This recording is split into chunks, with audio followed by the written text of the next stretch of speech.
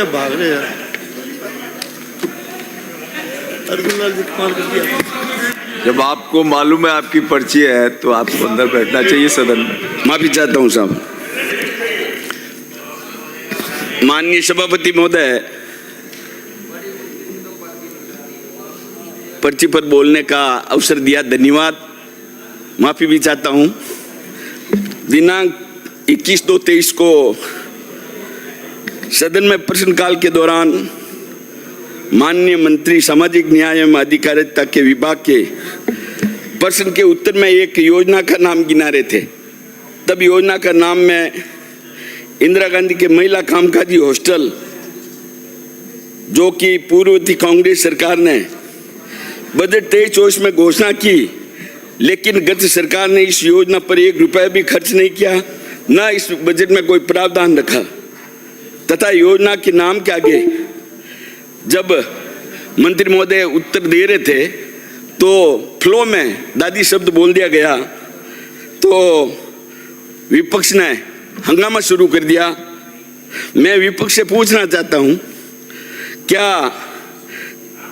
देश के पूर्व प्रधानमंत्री जवाहरलाल नेहरू के नाम के आगे चाचा लगता है? करमचंद गांधी के आगे बापू महात्मा लगता है? सरदार वल्लभ भाई पटेल के नाम के आगे सरदार लगता है? और देवीलाल जी जो पूर्व प्रधानमंत्री थे उनके नाम के आगे ताऊ लगता है? हमारे राष्ट्रपति रहे प्रतिभा जी पाटिल, उनके नाम के आगे ताई लगता है? हमारे लोकसभा की पूर्व अध्यक्ष सुमित्रा महाजन जी थे, उनके नाम के आगे भी ताई लगता है? तो इनके उर्फ नाम से संबोधित करने पर यदि बापू, चाचा, सरदार, ताऊ, ताई, दादी ये सम्मानजनक शब्द हैं एवं असंसदीय नहीं है। दादी पर मैं कहना चाहूंगा, दीतू जी बैठे हैं, प्रेम, वात्सल्य, संस्कार, अनुभव, भाषा की खान है दादी। सारी मुश्किलों के फलों का आधार है दादी। फलते फूलते परिवार की जुबान है दादी। फिर कैसे किसी का अपमान है दादी? क्या इंदिरा गांधी जी के नाम बोलते वक्त फ्लो में दादी शब्द आ गया, जिससे विपक्ष के कई माननीय सदस्यों ने ऐतराज किया? कहा कि यदि दादी शब्द विधानसभा में शब्द हो तो इसे एक्सपंज करने का भी हमारे माननीय मंत्री जी ने उस समय निवेदन कर दिया था। लेकिन विपक्ष के पास हमारे जो मुख्यमंत्री भजनलाल जी शर्मा ने ये इस बार बजट रखा था। इस बजट समावेशी, सर्वस्पर्शी, सर्व कल्याणकारी बजट था और विपक्ष के पास बोलने के लिए एक शब्द भी नहीं था। इसमें कोई खोट कमी नहीं निकाल सकता था। इसलिए उन्होंने इसको स्थगन करने के लिए जानबूझकर एक प्लानिंग के तहत उन्होंने आसन के ऊपर जाकर अपने हाथों से इशारा करते हुए, लहराते हुए जाके डाइस पर चढ़ गए और बाद में माननीय अध्यक्ष जी ने इस सदन को 3-4 बार स्थगित किया। लेकिन पहली बार स्थगन करने के बाद यहाँ पे सदन के अंदर फ्लोर में सभी माननीय सदस्य देख रहे थे कि हमारे विपक्ष के ये अभी वो आप बैठिए माननीय सदस्य, आपका नंबर आया था बोलना।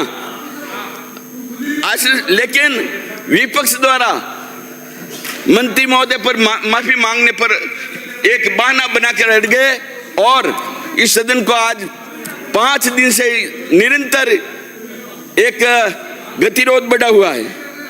मैं जिसमें कांग्रेस प्रदेश अध्यक्ष जो एक अपनी महत्वपूर्ण भूमिका रखता है, वो भी अन्य माननीय सदस्यों के साथ आह्वान करके आसन के प्रति अपशब्द बोले, वो बहुत ही दुर्भाग्यपूर्ण और निंदनीय है, क्षमा करने योग्य नहीं है।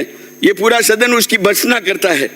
मीडिया बाद में मीडिया में जाकर बाहर कहता है कि अध्यक्ष जी ने एक प्लान के तहत हमारे ऊपर ऐसे आरोप लगा के इन्होंने ऐसा छपवा दिया है, लेकिन हकीकत बात है कि वो सबके सामने यहाँ बोल रहे थे अध्यक्ष जी, और जो राज स्त्री के प्रदेश स्त्री जो प्रिंट मीडिया है, अखबार है, उनके ऊपर उन्होंने आक्षेप लगाया।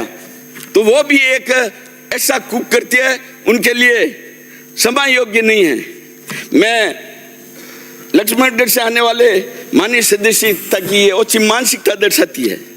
ये करते भी बहुत ही दुर्भाग्यपूर्ण एवं निंदनीय है। हमारा दल इसकी निंदा करता है। हम माननीय अध्यक्ष महोदय, इस सदन को चलाना जितनी जिम्मेवारी सत्ता पक्ष की होती है, उतनी जिम्मेवारी विपक्ष की भी होती है। और ये सदन मर्यादाओं, नियमों एवं परंपराओं से चलता है। मैं सदन के माध्यम से आपसे आग्रह करूंगा कि इस गतिरोध को समाप्त करने की कोई योजना बनाकर जल्दी से गतिरोध को समाप्त करना चाहिए। आज जो सत्ता पक्ष है, बड़ा भाई है, और कहते हैं कि जो इन्होंने कुकृत्य किया है उसके ऊपर भी समा बड़न को चाहिए, छोटन को उत्पात, कह रम का घटियो विष्णु के भृगु मारी जब लात। भली भली सब कोई कहे, रही समा ठहराई, कहे कबीर शीतल भया, समा जो आग बुझाई। तो मैं आपसे निवेदन करूंगा कि इस गतिरोध को तोड़ने के लिए सदन के सभी सदस्य बैठे हैं, उनसे मेरा आग्रह है कि इस गतिरोध को खत्म करें और विधानसभा जो पहले चल रही थी वैसे शुरू करें। जय हिंद, जय भारत। नियम समिति 2024-25 का द्वितीय प्रतिवेदन। हाँ, मंत्री महोदय, पर्ची